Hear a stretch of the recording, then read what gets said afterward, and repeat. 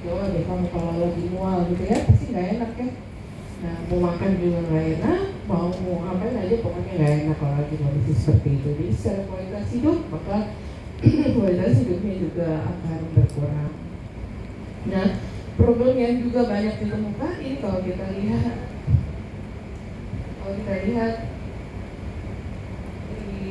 banyak banyak mikronutrien yang juga bermasalah. Salah satu yang paling banyak kita temukan adalah hiperkalemia. Ya, pada pasien dengan gangguan ginjal banyak kita temukan adalah hiperkalemia. Sehingga pada orang dengan gangguan ginjal karena kalium mostly banyak kita temukan pada buah dan sayur, maka salah satu aspek yang kita perhatikan betul dalam terapi gizi pada pasien ginjal adalah pemberian buah dan sayur. Ya, buah-buahan yang tinggi kalium tentu saja harus dihindari. Ya, hormonal itu kaitannya dengan pengaturan tekanan darah, ya, kaitannya dengan risiko terjadinya edema pada pasien dengan penyakit ginjal kronik. Maka salah satu komponen penting pada pengaturan tekanan darah adalah pada natrium atau sodium, ya. Nah, sehingga pada pasien ginjal kronik pengaturan garam itu menjadi bagian penting dari prinsip dietnya, ya. Jadi maka dikenal dengan istilah diet rendah garam, ya. Saya lupa lah saya belajar apa aja di semester 2. Udah ngajar diet rendah garam belum ya? Udah. Nanti ya, jadi dengan situasi itu maka yang kita banyak ngomongin pada hari ini adalah penyakit ginjal kronik, penyakit ginjal gagal ginjal akut, atau istilah sekarang yang digunakan adalah akut kidney injury, AKI, ya. Dan kemudian yang cukup besar juga dampaknya batu ginjal dan juga sindroma nefrotik, ya. Untuk abnormalitas yang terjadi akibat gangguan fungsi ginjal ini pasti akan mempengaruhi status gizi, sudah pasti. Kenapa? Karena harus terjadi adjustment yang luar biasa terhadap asupan protein. Apa yang terjadi kalau asupan protein kita harus diturunin? Yang terjadi adalah nomor satu, kalau kita kekurangan protein, tubuh akan mencari sumber lain yang ada yang bisa dipakai. Siapa yang bisa dipakai? Masa otot, ya. Nah, akibatnya pada orang-orang yang gangguan fungsi ginjal yang sudah tahap akhir atau end stage renal disease atau CKD pada stadium 5, itu biasanya kita akan menemukan orang dengan gangguan status gizi yang berkaitan dengan muscle wasting, ya. Atau kita mungkin akan ketemu sarkopenia, ya. Hasilnya sarkopenia ada di blok biar ya proses di darah, ya. Nah, tadi kita tentang clearance tadi sudah saya jelasin, ya, terutama clearance yang urea, pokoknya produksi nitrogen itu berat sekali orang dengan gangguan fungsi clearance, terutama berkaitan dengan urea, ya, karena itu bikin mualnya luar biasa. Terus gangguan regulasi darah, potasium, ya, orang yang hiperkalemia itu biasanya yang kita lihat gejala yang paling sering itu kejang, ya. Jadi saya sering banget itu lihat, ya, pasien-pasien dengan gangguan ginjal yang stage 5 atau yang udah tahap akhir end stage, itu biasanya kalau lagi makan buah kemudian kaliumnya kebanyakan itu instan tuh kejang di depan mata, ya, karena kelebihan kalium. Atau kalau kita lihat di kita EKG, ya, ada gangguan ritme, ya, langsung karena hiperkalemia. Tidak harus hati-hati, ya, harus hati-hati sekali dengan memberikan makanan yang tinggi kalium, ya. Kemudian gangguan metabolisme vitamin D, ya, dan anoreksia dan hilang massa tubuh itu tadi yang sebagai dampak dari gangguan clearance, ya. Sekarang penyakit ginjal kronik, ya. Nah, penyakit ginjal kronik ini biasanya adalah resultan dari penyakit kronik sebelumnya, ya. Orang yang punya penyakit ginjal kronik biasanya kalau kita telusuri ke belakang punya riwayat hipertensi yang menahun dan hipertensinya tidak terkendali, ya, tidak boleh kontrol, nggak mau minum obat, denial, jadi nggak mau nggak pernah rasa apa-apa kok, nggak ada keluhan, nggak ada apa, tapi nggak mau minum obat, ya. Jadi nanti kalau di rumah ada yang hipertensi itu kalau diingetin ya, jadi mungkin hipertensi nggak punya gejala, tetapi penting menjaga supaya tekanan darah terus berada dalam range yang normal, ya, karena kalau dia nggak normal, dibiarkan begitu terus lama-lama bisa kena penyakit ginjal kronik, ya. Kemudian yang lainnya yang juga sangat berkaitan dengan ginjal kronik adalah diabetes mellitus, ya. Banyak sekali pasien diabetes mellitus komplikasinya berakhir pada CKD, ya, dan komplikasi lainnya, ya, seperti glomerulonefritis, ya. Nah, kalau kita lihat secara ini ada 3 hal ini, ya.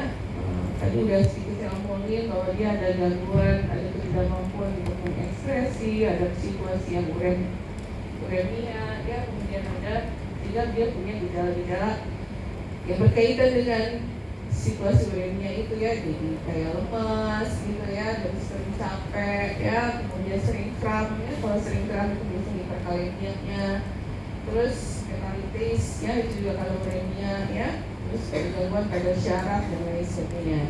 Nah, pada orang dengan end-stage renal disease atau pada gagal ginjal atau pada penyakit ginjal kronik tahap akhir, medical manajemennya, terapi medisnya itu nomor 1 adalah harus hemodialisis, harus cuci darah, ya, nggak ada cerita lainnya lagi, ya, karena nggak ada lagi mau buang, mesti dibantu dibuangnya, ya. Tidak ada obat, tidak ada pertolongan lain lah gitu selain harus cuci darah, gitu. Nah, kalau mau bagus, kalau kompatibel ketemu donor bagus, maka yang paling baik tentunya supaya bisa hidup normal lagi adalah transplantasi, ya. Tetapi yaitu ya apa, transplantasi itu kan butuh donor yang kompatibel, ya, yang cocok, ya, nggak kayak sinetron, ya, gitu. Gampang banget dapat yang anaknya langsung dapat, ya. Terus nangis-nangisan dia terus minta maaf, ya tadinya benci baik, gitu kan, jadi itu, ya, sekarang, ya, lebih banyak panjang ceritanya, gitu, ya. Kalau gampang ini jadi persoalan. Nah, untuk menentukan dia berada di tahap di mana, tentu saja semua itu dinilai berdasarkan pada fungsi ginjalnya. Nah, untuk menilai fungsi ginjalnya, ya, kita harus bisa menghitung laju filtrasi glomerulusnya, ya. Laju filtrasi glomerulusnya itu ada banyak rumusnya, tapi ini yang paling banyak kita pakai rumusnya, ya. Tapi saya rasa mungkin di World itu udah dikasih rumusnya, ya. Jadi yang paling banyak kita pakai adalah yang kita pakai patokannya adalah menggunakan laju filtrasi glomerulus. Jadi dia ada di sini disebut sebagai end-stage renal disease setelah tahap akhir kalau misalnya nilai GFR-nya adalah di bawah dari 15, ya. Nah, disitulah kita baru melakukan intervensi nutrisi yang besar-besaran, ya, karena apa? Karena udah nggak mampu, ya. Biasanya kalau udah di sini kita udah mulai sih, ya, kita udah mulai turunin proteinnya, udah mulai pikirin garam, kita udah mulai mikirin kalium dan lain sebagainya. Tapi ketika kita ada di sini, maka yang kita lakukan adalah pada manajemen faktor resikonya. Misalnya asam uratnya gimana, kadar asam uratnya gimana, tekanan darahnya gimana, kadar gula darahnya gimana. Jadi kalau pasien datang dengan nilai GFR berada di sekitar ini, maka biasanya kita akan minta dia untuk bapak tolong asam uratnya dijaga, dan kita memberikan terapi yang berkaitan dengan hiperuremia. Apa yang kita lakukan? Yang bisa kita lakukan adalah memberikan makanan-makanan yang rendah kadar urinnya, ya, supaya asam uratnya tidak terlalu tinggi, gitu, ya. Terus apalagi yang kita kerjain? Biasanya kalau dia DM kita minta untuk supaya kadar gula darahnya selalu diminta untuk selalu stabil. Kalau dia pakai obatnya perlu di-adjust lagi, misalnya, ya, dosisnya masih adekuat atau tidak. Kalau dia pakai monoterapi, akan kita perlu pikir dual terapi misalnya, atau kalau dia udah dual terapi ada satu C nya nggak pernah benar, nggak pernah di bawah 9, berarti kita harus pikirin insulin ya. Atau kalau misalnya GFR terus-terusan turun, berarti obat-obatan yang oral, OHO yang pengenaan OHO bisa kita pikirin untuk diganti dengan insulin ya. Jadi pokoknya niatnya adalah ke situ. Terus kalau tekanan darahnya tinggi, biasanya udah mulai kita pikirin apa yang harus dikerjain ini supaya tekanan darahnya bisa turun ya, kadar natriumnya atau sodium dalam makanannya kita kurangi. Asam urat terus sodium kayaknya sifatnya terhadap faktor risiko itu mungkin nggak terlalu besar ya diet gitu ya, sekitar 10-20% ya contohnya ya, tapi ya tidak apa-apa, mau 10 mau 20% tetap ada pengaruhnya ya, jadi tidak bisa nurunin 10% kan lumayan ya gitu. Nah laju kerusakan ini itu tentu saja bergantung baru kelihatan menunjukkan adalah tentunya sebanyak apa itu nefronnya berfungsi ya. Saya kira ini nggak terlalu penting lah untuk tahu berapa persen nefronnya bekerja, seberapa banyak gitu ya. Mungkin yang paling penting adalah sebenarnya kita tahu aja dulu gitu berapa sih nilai dari GFR-nya ya. Nah, untuk menghitung GFR atau laju filtrasi glomerulus, komponen yang mesti ada adalah kadar kreatinin ya. Jadi kita mesti bisa tahu kadar kreatinin pasiennya. Biasanya kadar kreatinin pasien itu sekitar 2-3 tuh ya, antara 2-5 itu baru kita bisa melihat apa mulai muncul gitu, kelihatan bermanifestasi di orang gitu ya. Kalau dia ada di stage 3 atau 4 gitu ya, biasanya kadar kreatininnya itu sekitar 2-5an. Tidak boleh kita menentukan kerusakan ginjal hanya dengan menentukan nilai kreatininnya saja. Jadi banyak orang bilang, oh kreatininnya naik sekali gitu ya, kreatininnya naik sekali, kemudian kita langsung, oh ada gangguan fungsi ginjal segera gitu. Tidak bisa ya, jadi itu tetap harus kita masukkan dalam kita hitung untuk kita perlu untuk menentukan laju filtrasi glomerulusnya, karena laju filtrasi glomerulus itu juga ditentukan oleh berat badannya, massa otot yang banyak atau olahraga yang berlebihan itu bisa menyebabkan kadar kreatinin meningkat ya, atau asupan protein yang banyak karena mau bodybuilding misalnya ya, itu kreatinin bisa naik juga. Banyak konsumsi daging merah, kreatinin bisa naik juga ya. Jadi penetapan gangguan fungsi ginjal itu perlu waktu, kemudian mesti dihitung dalam GFR, rumus GFR tadi, dan tidak hanya bergantung pada filtrasi kreatininnya saja, gitu ya. Nah, penyakit ginjal kronik ini adalah penyakit dengan katabolisme yang sangat tinggi. Jadi kalau ditanya berapa stres faktornya, ya kalau kita hitung kebutuhan energi, maka penyakit ginjal kronik ini stres faktornya tinggi. Kita butuh energi yang sangat besar. Karena dan sulitnya, rumitnya adalah karena jumlah proteinnya yang kita berikan tidak bisa besar, ya. Kita tidak bisa besar berikannya. Jadi kalau kita lihat ya, kalau dia berada di fase hemodialisis ya, kita lihat proteinnya, ya. Sebelum dia didialisis, ya, kalau dia stage 5, kita proteinnya harus masih rendah. Seberapa rendah itu? Dari semua guidelines itu rata-rata 0,6 per kilogram berat badan. Berat badan apa yang kita pakai? Berat badan ideal ya, berat badan ideal. Jadi 0,6 dikali dengan berat badan ideal pasien tersebut. Masih ingat ngitung berat badan ideal kan? Masih ingat nggak? Yang jauh cuma sedikit, wah berat nih ya. Padahal soal saya itu jadi hitung-hitungan dulu, awas ya, kalau nggak ingat resiko ditanggung sendiri. Jadi itu paling ya, kalau ini untuk yang stage 5 ya, untuk yang stage 5 kalau dia tidak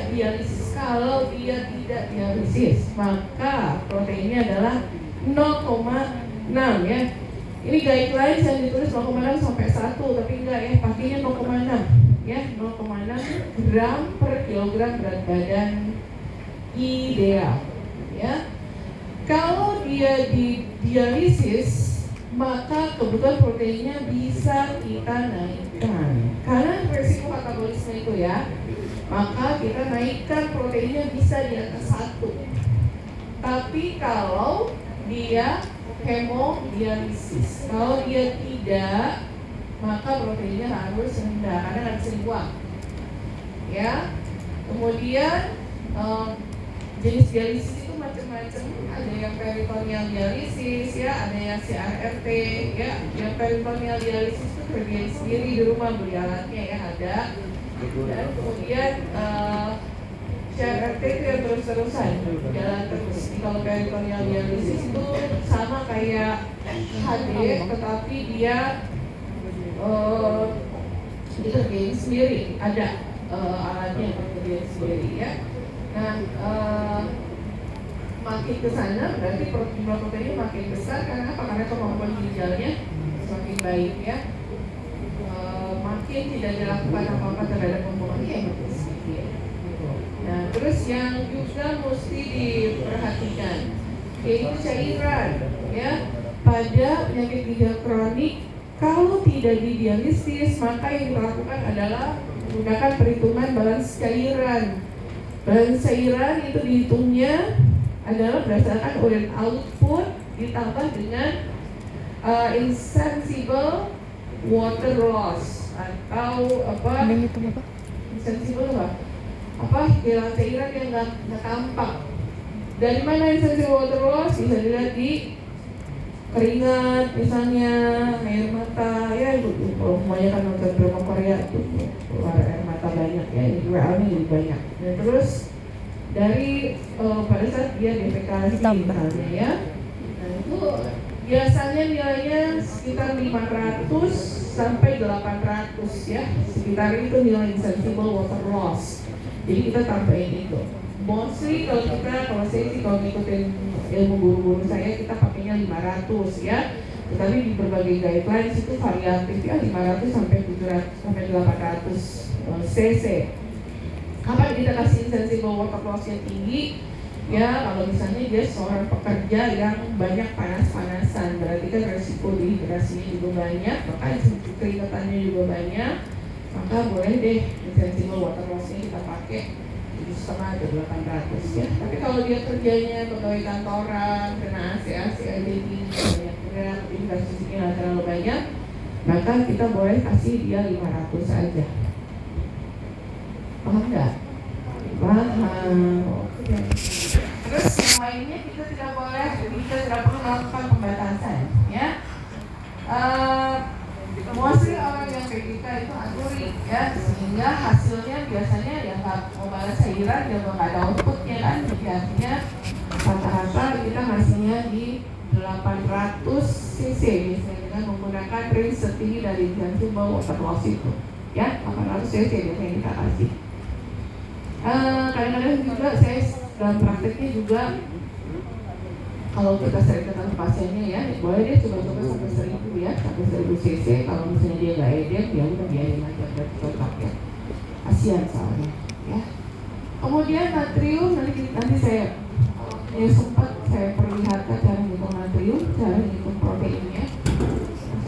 Kalau nggak nanti saya kirimin, kalian bisa baca sendiri ya. Gampang kok, dibaca sendiri juga gampang. Kalau anuri itu yang mana ya? Natriumnya juga dibatasin. Jadi kalau kita yang normal, kalau di sini bila anuri 1000 ml boleh, kalau misalnya natrium ya, bukan dalam bentuk dapur ya. Jadi kalau makin dia mau hemodialisis, biasanya natriumnya boleh naik. Nah, pada pasien-pasien dengan ginjal kronik yang end stage, yang tahap 5 ini, biasanya memang kita suka kasih tahu ya, kalau bapak ada kepengen apa, pengen makan apa, pengen makan enak, makan enaknya nanti aja ya, kalau besoknya mau dialisis ya. Jadi lagi kangen misalnya pengen makan duku, misalnya lagi musim duku dia nggak bisa makan duku ya. Duku itu kaliumnya lumayan banyak ya, jadi sekali makan duku biasanya sedikit aja dia udah kram ya. Nah itu biasanya kita bilang makan aja deh, nggak apa-apa malam sebelumnya. Atau banyak juga pasien ginjal itu yang Dan pada saat hemodialisis itu bawa makanan yang diinginkan ya. Jadi kalau kita masuk ke ruang HD itu isinya pasien-pasien pada makan tuh macam-macam yang dia makan, bawa nasi padang, ya mungkin santan, tunjang segala macam yang dia rindukan sekali sama dia tidak apa belum dialisis gitu ya. Makan sate kambing, pokoknya hal-hal yang diinginkan saat itu pada saat dialisis biasanya kita kasih. Karena langsung dibuang. Sesajen, anjir. Ini beberapa buah-buahan yang bisa kita rekomendasikan ke pasien. Jadi pasien Iya. bertanya ya, rata-rata pertanyaan yang diajukan, rata-rata pertanyaan yang diajukan sama pasien, kalau dia ini apa datang ke kita ya, boleh makan apa aja ya, berarti yang boleh kita kasih adalah buah-buahan yang ada di sini ya, yang low potasium ya, yang high potasium adalah sesuatu yang udah nggak boleh lagi dideket-deketin sama mereka ya, harus dijauhi ya. Yang lain dulu seperti Mana yang low potasium? itu Paling atas ya? paham. Durian low potasium 2 biji doang. Kita takut kidney injury.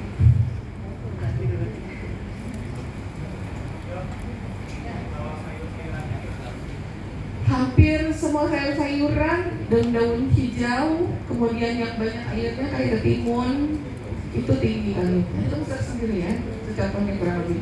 Ya, tapi biasanya sih sayur nggak pembatasannya nggak seperti buah. Kalau buah itu emang naturally dia memang tinggi kayak kelapa tuh ya, wah itu benar kelapa langsung ini kurma tuh. Kalau ini juga luar biasa tinggi, itu supaya hindari ya.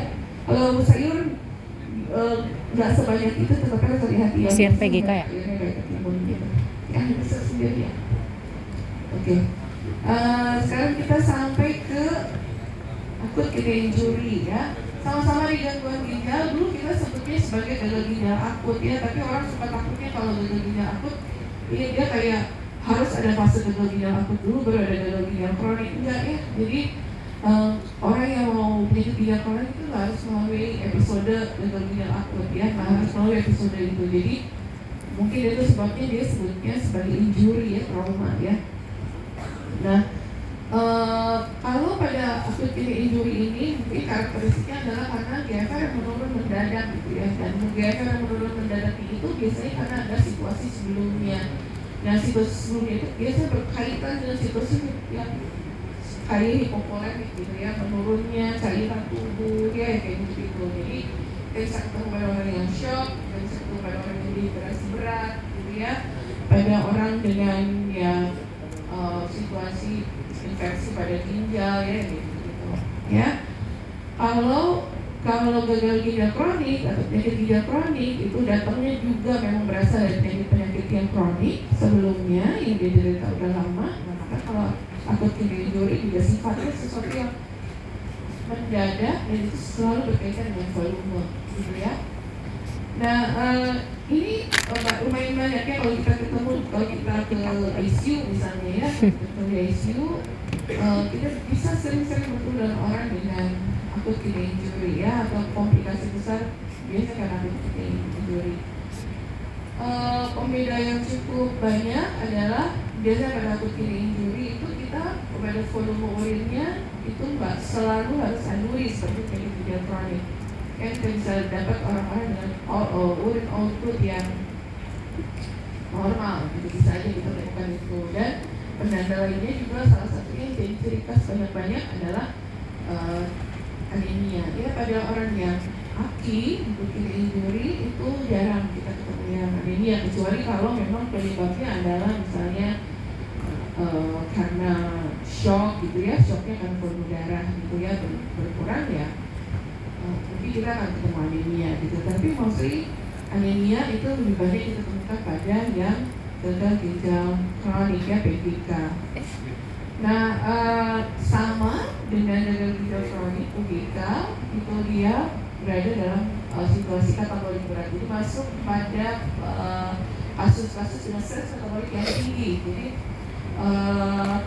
faktor stresnya kalau kita menghitung energi nanti, bukan energi, faktor stresnya besar, bisa 1,4 yang kita pakai, ya. Kemudian dengan melakukan dialisis, jadi kalau dapat kayak gitu biasanya langsung dikirim untuk dialisis ya, supaya dia bisa segera normal. Jadi kalau udah dialisis sekali, itu biasanya sekali 2 kali dialisis terus jadi bagus lagi gitu pasiennya. Kalau PGK kan enggak ya, dialisisnya seumur hidup. Kalau ini enggak, jadi dia dialisis 1-2 kali, pasiennya akan mengalami perbaikan yang luar biasa, fungsi ginjal akan membaik sangat baik. Tetapi karena prosesnya itu dia tetap berada dalam kondisi katabolis, sehingga kita harus berikan dia nutrisi yang baik, gitu ya. Jadi ini kita lihat apa aja gitu ya, bisa datang dari mana saja ya. Ini beda lagi ya? Apa namanya, medical manajemennya tergantung pada etiologinya ya. Cuma biasanya karena pasiennya tidak sadar, maka biasanya pemberian nutrisinya banyak-banyak menggunakan total parenteral nutrition ya, memberikan nutrisi parenteral secara total. Apa definisi total ya, artinya tidak ada tambahan yang berasal dari enteral ataupun melalui oral. Tapi itu tergantung ya, itu tergantung pada situasinya ya. Kita melakukan TPN pada pasien yang sama sekali tidak sadar, dan karena seringkali disertai dengan gangguan elektrolit ya, misalnya kaliumnya sangat rendah, maka peristaltik ya, peristaltik yang menandakan fungsi dari saluran cerna itu seringkali juga menurun ya. Kalau masih ingat di blok apa tentang parenteral TPN yang mana? hemodinamik ya, Terapi parenteral. gitu ya.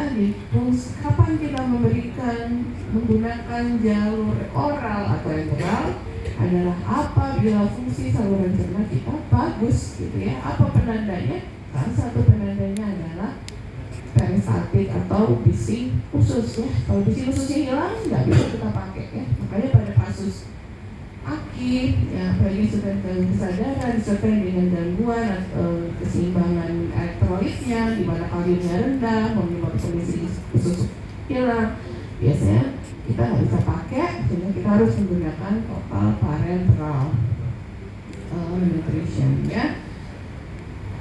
Energi yang dibutuhkan sangat besar ya, jadi karena faktor stresnya tadi saya bilang naik ya 1,4.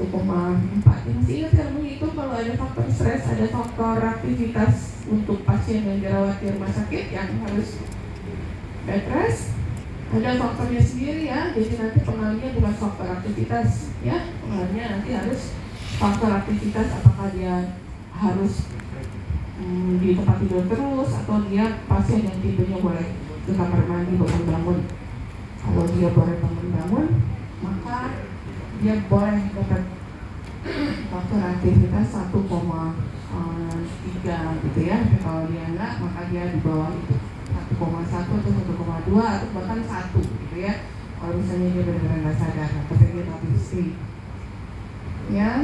Kemudian lain-lainnya mungkin kalau kayak protein, karena dia di dialisis dan kemudian dia membaik setelahnya, biasanya proteinnya kita nggak perlu terlalu restriksi ya, kecuali kalau kita menemukan bukti bahwa fungsi ginjalnya belum baik. Pokoknya apapun itu selalu cek fungsi ginjalnya. Kalau dia ada di nilainya di bawah 15, diagnosis apapun dia harus menjalani terapi yang kurang lebih sama seperti pada penyakit gula itu tadi. Dia harus dibatasi proteinnya, harus dapat proteinnya 0,6 gram per kilogram berat badan ideal per hari.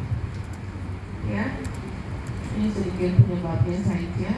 Ada yang pre-post ya, pada prinsipnya sama. Ya. Nah,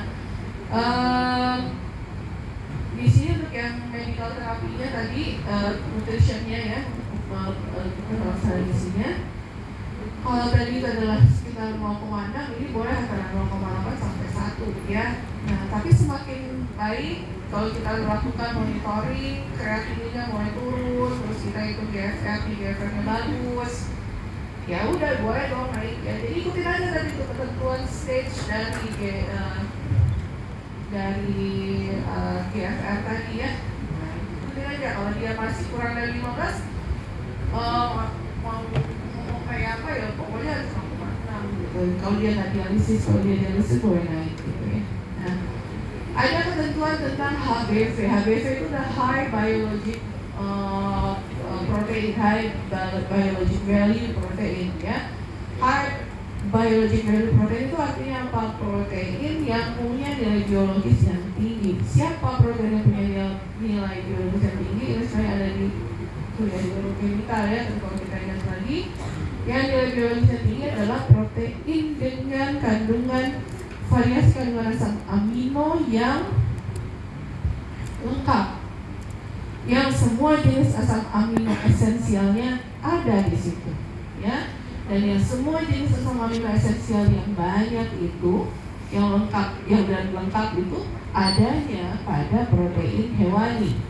Sehingga kalau ditanya mau ngasih protein dengan high biologic value itu yang mana? Berarti konsentrasinya adalah pada protein nabati hewani. Ya. Berapa banyak ya? Sekitar 60%-nya harus segitu ya, 60 sampai 65 ya. Ini panduannya 60. Kalau saya praktek sehari-hari pakai 65 ya, 65% high biologic value protein. Nanti sisanya baru boleh pakai nabati. Ya, nabati itu bebannya lumayan gede, tapi jumlah asam aminonya tidak sebanyak hewani. Tidak sebanyak pada yang hewani. Ya, kalau sampai situ ya. Nah kemudian nanti dicari-cari lagi ya, kuliahnya dibuka-buka lagi nih, karena kalau saya kuliah pasti nyambung dari yang pernah saya kasih sebelumnya ya. Energi 30 sampai 40, dan ini dilihat lagi nih ya, ini kenapa begitu ya, karena dia hiperkatabolik ya, hiperkatabolik dan kondisi katabolisme yang besar sekali. Jadi kita pasti pakai 30 sampai 40 kilokalori per kilogram berat badan. Ini kalau dia pakai ketentuan ini ya, tapi kalau kita mau menghitung dengan menggunakan rumus Harris-Benedict, maka nanti kita hitungnya menggunakan faktor stres yang tinggi ya, 1,4. Kemudian yang lainnya atau stres alumen mineral ya, itu sama terlalu banyak improvisasi ya, kayak potasium atau kalium ya sama. Kalau dia ada hiperkalemia ya kita kurangi kaliumnya. Kalau dia tidak ada hiperkalemia maka tidak perlu ya, tidak perlu itu karena sifatnya yang temporary pada aki ya. Oke. Itu aki. PGK aki udah beres. Nah, ini mengenai belum. untuk aki siapa aja bisa kena ya. Kamu nggak harus hipertensi, nggak harus apa ya. Kalau kamu olahragawan, kemudian dehidrasi berat gitu ya, tidak cukup, tidak segera diatasi, tidak segera direhidrasi, maka kamu berisiko untuk mengalami aki. Ya, dehidrasi berat yang paling banyak ya, menyebabkan atau shock. Orang atau sepsis terus jadi shock, banyak berakhir dengan aki. Ya, kalian bisa pahami bedanya ya. Udah dua nih ya, pokoknya tetap kuncinya itu GFR-nya. Apa? Begitu GFR-nya di bawah 15, itu ada yang HSPL dia menggunakan gelombang kejut di pas gelombang. Nah, itu menggunakan gelombang kejut itu dia di kejut. HDI Gue lagi dengerin ini lu ngomong. Ini ya. Intinya Sekarang tentang sindrom nefrotik ya, namanya sindrom. Jadi kita akan ketemu banyak beberapa penanda ya. Penanda pada sindrom nefrotik itu adanya proteinuria yang masif ya. Nah karena proteinuria yang masif ini, maka kita akan lihat adanya tanda hipoalbuminemi. Kalau ada hipoalbuminemi pasti kita bicara edema ya. Nah kalau kita bicara edema, maka kalau berkaitan dengan gizi, apa yang bisa bikin edema terus-terusan bertahan? Kalau ada retensi cairan. Retensi cairan terjadi kalau apa? Kalau ada retensi natrium. Berarti nutrisi apa yang mesti dibatasi? natrium. That's how we think. Ya kan? Terus kalau ada proteinuria Rusak nggak protein? Rusak nggak ginjalnya? Rusak. Ya, Rusak. tapi ingat ya, fungsi ginjal selalu dinilai dengan GFR. GFR. Jadi kalau GFR-nya nggak 15, perlu pembatasan protein nggak? Nggak. Itu jadinya transisi. Selesai udah dimulai saya. Wih. Kuliah saya adalah GFR, ya. Kunci dari kuliah saya hari ini. Ya, jadi retensi apa dulu tadi? Cairan. Sindrom nefrotik itu zaman saya sekolah dulu ya, zaman saya koas dulu. Tahun berapa saya koas? 99.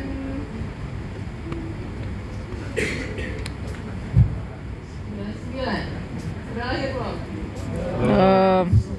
Tua banget saya ya. Nggak ada. Ya, jadi zaman saya koas itu karena proteinuria. Ya, berarti kalau dia proteinuria kan proteinnya banyak keluar. Semua terapi pada kasus hipoalbuminemi, terapi gizinya itu adalah high protein intake. Pasti proteinnya banyak. Ada cara hitungnya ya, tapi saya kira kalian tidak perlu tahu itu. Ya, jadi perlu diberikan suplementasi protein yang banyak. Itu zaman saya dulu ya.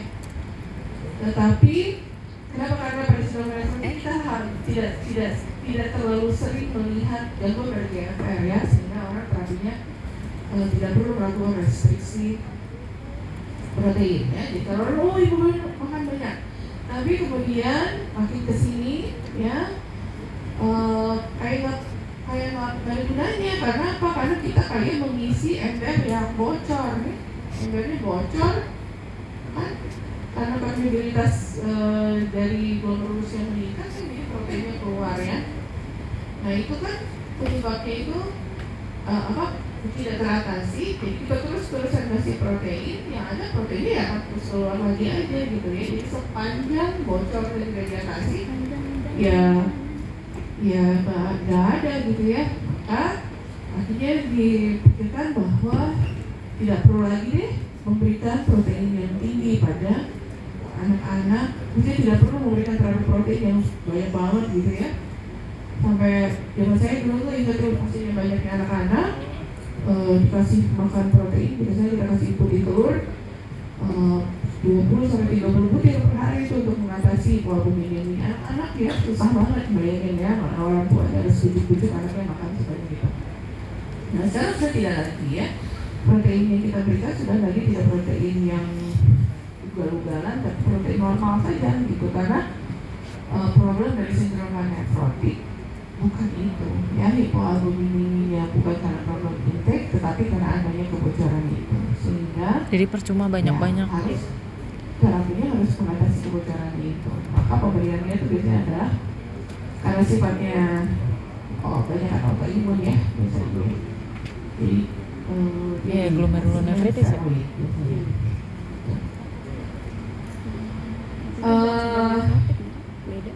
Gejala kliniknya saya kira maksud saya lah yang ngomongin ini ya, intinya pasti dia edema itu keras sekali ada orang dengan sindroma nefrotik ya.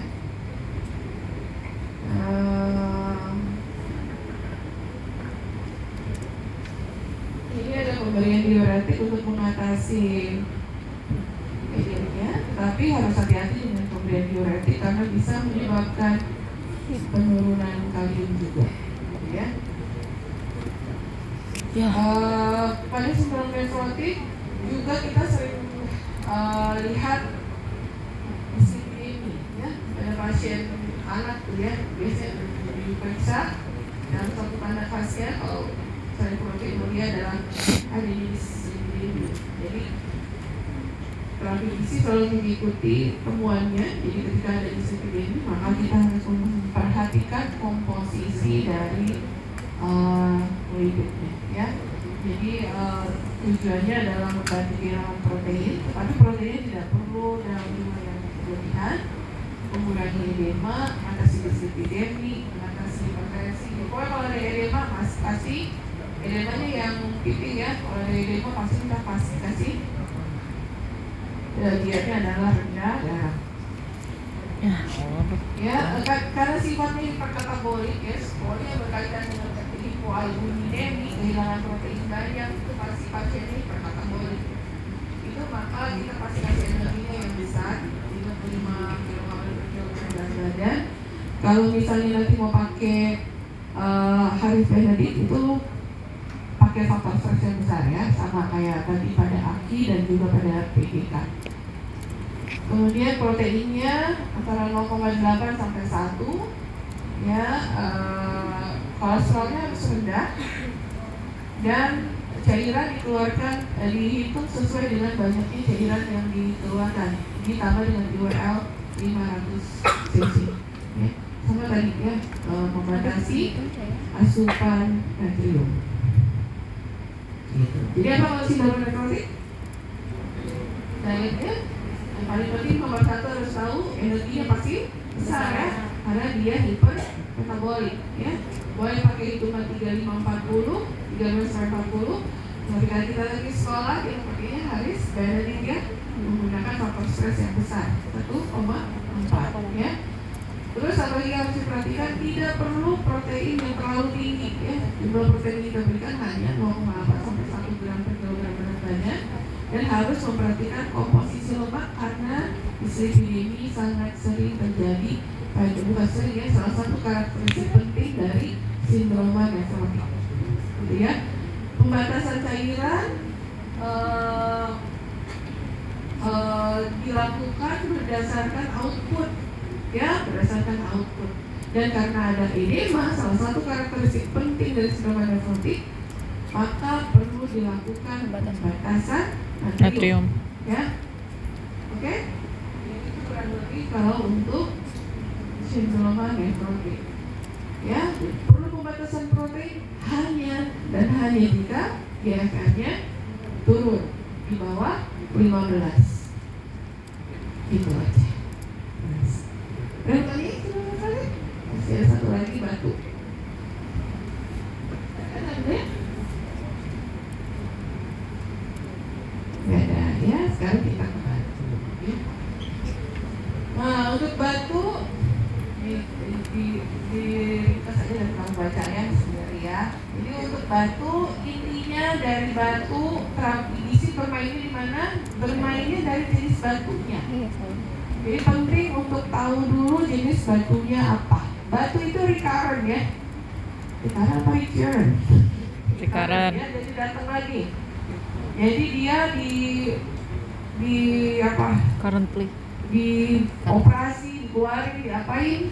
Jadi akan balik lagi karena itu kecenderungan ya. Jadi pasien yang punya batu bukan berarti kalau pasca operasi dia bebas lagi seperti dulu, enggak ya. Tetapi dia perlu tetap melakukan modifikasi diet sesuai dengan batunya dia itu. Makanya sangat penting sekali untuk melakukan analisis batu ya. Meskipun secara prevalensi epidemiologis itu banyaknya nomor 1 kalsium oksalat, baru nomor 2-nya adalah batu asam urat ya. Jadi kalau mau kira-kira bolehlah kita pakai lah karena banyaknya batu kalsium. Ya udah batu kalsiumnya gitu ya. Jadi kita treat mereka sebagai batu kalsium. Tapi akan sangat baik kalau kita tahu ya hasil analisis batunya supaya jadi akurat terapi dietnya. Karena untuk terapi dietnya itu pasti akan ada restriksi ya, ini nggak boleh, itu nggak boleh gitu ya. Jadi penting kalau misalnya kita meminta pasien untuk melakukan analisis batu. Analisis batu biasanya dilakukan pasca operasi ya, jadi perlu waktu lah gitu ya. Analisis batunya setelah operasi. Terbentuk tergantung pada suasana urinnya ya. Jadi pada saat kita memberikan terapi gizi, maka kita selalu memberikan makanan-makanan yang memberikan hasil akhir sisa basa yang tinggi ya, bukan Batak sisa basa berarti bukan makanan yang bersifat, bukan tentang makanan yang bersifat asam. Misalnya kalau kita makan lemon ya, minum apa, jeruk nipis atau lemon misalnya, karena dia asam maka kita sebut oh dia makanan yang asam maka tidak boleh. Kan itu ya, justru dia memiliki sisa basa yang tinggi, jadi dia justru aman gitu ya.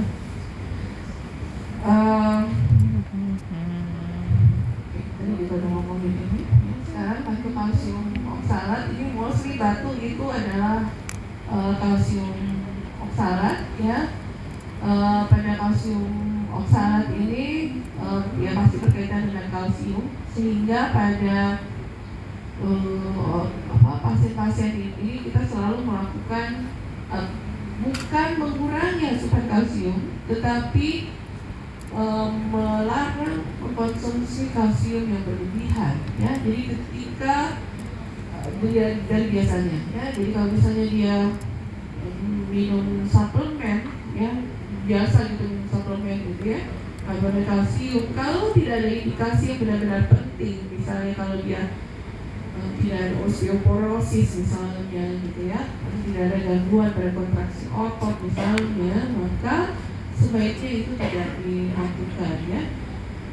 Kalsium sebaiknya tidak berasal dari hasil suplementasi, tapi baiknya berasal dari makanan-makanan yang kita ketahui tinggi kalsiumnya gitu ya.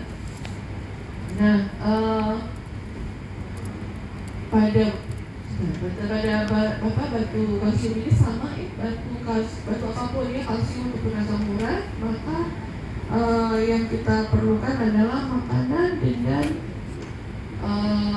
sisa basa yang tinggi. Nah, saya perlihatkan ya makanan sisa basa yang tinggi itu yang seperti apa ya. Di sini proteinnya masih 10-15% atau 0,8, jadi kita pakainya nanti 0,8 sampai 1 ya, 0,8 sampai 1. Dan kemudian tentu saja oksalat harus rendah, kalsiumnya harus cukup ya, bukan rendah, cukup ya kalsiumnya. Nanti boleh dilihat sendiri, cari sendiri oksalat datangnya dari mana selain dari bayam ya, untuk sayuran hijau lainnya. Baru dibilang udah ada selain baik ya.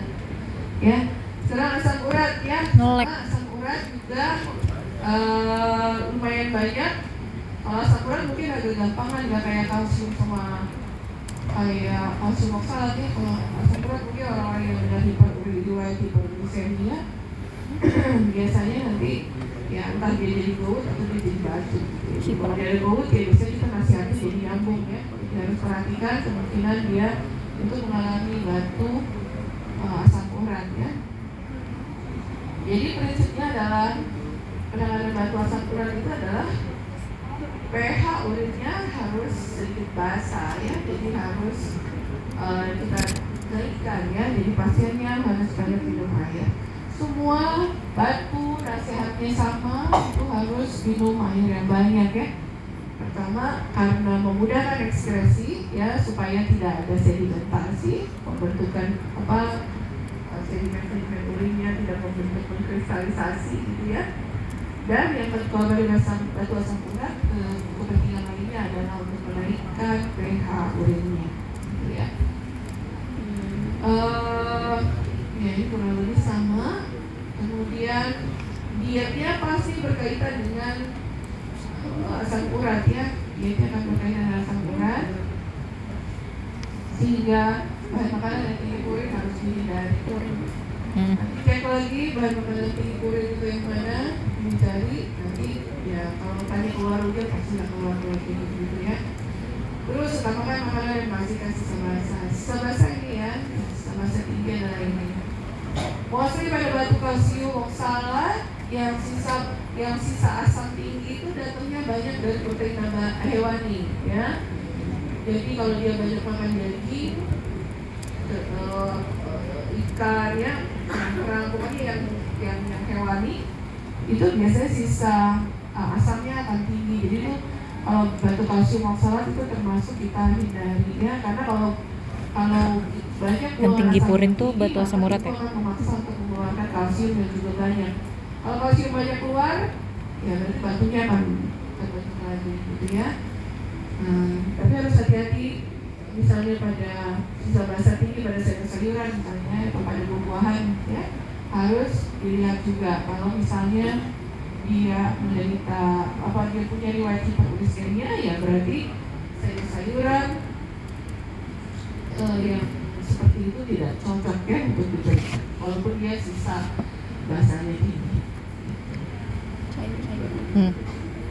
But ya udah. berarti itu aja yang kita lakukan pada pasien batuk, sindroma nefrotik, dan pada ketiga kronik dan akut.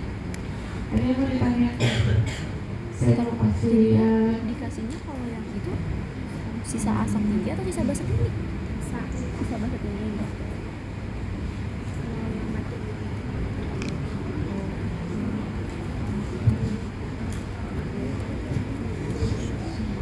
Sisa basa.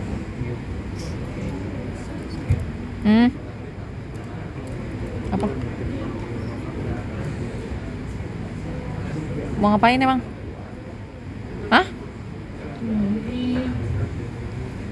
Tatar. Ini saya kasih aja. Ini untuk menghitung kebutuhan proteinnya ya. Jadi nanti ada dua cara menghitung kebutuhan proteinnya. Yang pertama adalah menghitung berdasarkan dari yang 0, itu tadi ya, pakai panduan reference pemberian proteinnya 0,6 gram per kilogram berat badan. Jadi pakai panduan berarti semua orang akan dapat 0,6 tanpa melihat situasinya. Nah, penetapan dia pakai 0,6 atau tidak nanti tergantung dari nilai GFR-nya. Ya, nanti ini dilihat ya. Ini dulu saya kasih praktikum ini, tapi sekarang kita nggak ada praktikumnya ya. Jadi nanti tinggal masukkan ke dalam rumus GFR ini. Ada di sini rumus GFR-nya. Ya, jadi perlu nilai kreatinine. Kalau perempuan perlu dikalikan dengan faktor koreksi ya, 0,85. Kemudian setelah itu nilai GFR-nya, baru kita menentukan kita mau pakai apa ya. Nah, kalau kita ada nilai UUN ya, punya gitu labnya untuk menilai UUN, maka jalur perhitungan kebutuhan proteinnya kita lakukan dengan berdasarkan hasil si progennya. Dilihat lagi perhitungannya, cek lagi, di sini ada, kalau tinggal baca. Tetapi kalau tidak ada, maka kita tinggal menggunakan tadi ketentuan tadi ya. Kalau dia di bawah 15, kita tinggal menggunakan panduan 0,6 gram per kilogram berat badan ideal. Ya. Kemudian setelah itu kita perlu menghitung setelah kita dapatkan nilainya, kita tinggal menghitung komposisinya. Ya, benar-benar ingat kalau waktu di kardiovaskuler kemarin, kalau pada pasien DM, konsep kita adalah di karbohidrat, ya kan? Proteinnya biasanya fix 15 dan di 30 lemaknya. Itu gitu kan? Tinggal ini menyesuaikan karbohidrat ya. Nah, kalau di sini di ketiga kronik, maka yang fix jangan yang fixnya deh. Maksudnya yang jadi perhatian kita yang pertama adalah di proteinnya. Jadi harus hitung komposisi proteinnya dulu ya, berapa persen kontribusi protein tersebut terhadap komposisi makronutriennya. Jadi kalau misalnya ya, hasil perhitungan kita udah dapat nih 50 gram kita kali gitu ya dari berat badan dia, kemudian kita kalikan 0,6 misalnya, terus dapatnya misalnya adalah 50 gram per kilogram berat badan, 50 gram per hari, dia ngapain?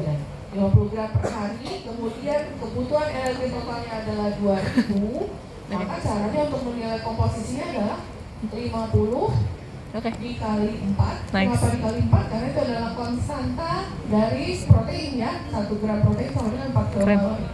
Kita kalikan jadi 50 kali 4 dapatnya 200. Oh iya. Ya kan? Gila. 200 per 2000 dikali persen. Berarti dapatnya dia 10% ya. Ya, berarti proteinnya adalah komposisinya adalah 10% dari total diet. Terus apa yang kita dapat? Apa yang kita lakukan kalau kita udah dapat 10% itu? Ya, karbohidrat dan lemaknya menyesuaikan. Kalau pasien yang ternyata juga diabetes, memberikan karbohidrat yang banyak untuk bukan jalan keluar. Karbo sama apa? Yang kita bisa lakukan adalah karbo sama apa yang menyesuaikan? itu ke lemak ya, pada lemak mungkin kita bisa atur, kita bagi. Kan kalau komposisi yang biasanya adalah 55, 15, 30, ya kan? Nah sekarang karena proteinnya jadi 10, si 5-nya pindah kemana? Kalau dia ada diabetes, biasanya 5-nya itu lebih baik pindah ke lemak, jadi 35%, ya, dibanding kita pindahin ke karbohidrat, ya. Tapi kalau dia ada misalnya penyakit jantung juga, gitu ya, disertai dengan penyakit jantung, ya kamu boleh, jadi kan kamu kalau pindahkan itu ke karbohidrat, ya. Kamu ingat ya, kebutuhan komposisi karbohidrat kita itu adalah range-nya antara 55 sampai ke 65, ya. Jadi sebenarnya kalau masih 60 juga nggak apa-apa. Terus gimana diabetesnya? Ya, tadi kita manage dengan cara memilihkan karbohidrat dengan nilai indeks glikemik yang rendah. Ngerti nggak? Ngerti ya? Jadi hitung dulu mau pakai apa. Kalau ada diketahui UN-nya, hitung melalui balance nitrogen, jalur balance nitrogen. Kalau nggak ketemu, nggak ada UN-nya, hitungnya berdasarkan dengan panduan 0,6 itu, ya. Oke. Terus itu paham? Balance nitrogen. Oke, saya kira itu aja. Nanti saya kasih hitungnya, baca tenang-tenang, diam-diam. Kesabaran. Iya. Ada pertanyaan? Kita sudah